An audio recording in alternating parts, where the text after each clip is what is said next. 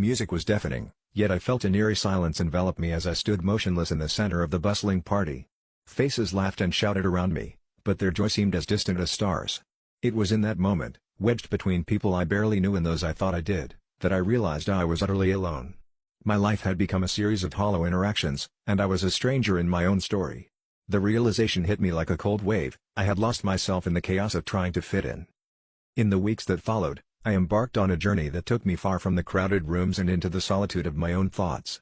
I started with small steps, like taking walks in the park, journaling my feelings, and setting aside time to meditate each morning.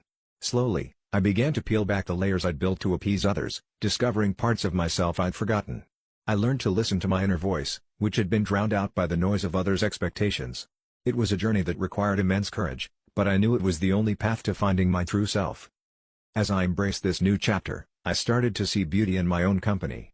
I took myself on dates, explored hobbies I had shelved, and learned to appreciate the quiet moments. The more I invested in myself, the more I realized that self-love was not just a cliché thrown around in motivational quotes, it was the foundation upon which all other relationships would be built. I became my own best friend, a reliable confidant, and a source of unwavering support, something I had desperately sought in others but had neglected to cultivate within. Now, when I walk into crowded rooms, I am no longer searching for someone to complete me. Instead, I stand tall, confident in the knowledge that I am whole on my own.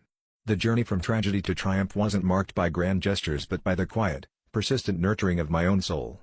I discovered that the most important relationship I would ever have is the one with myself, and in that realization, I found a profound sense of peace and empowerment that no crowd could ever give me.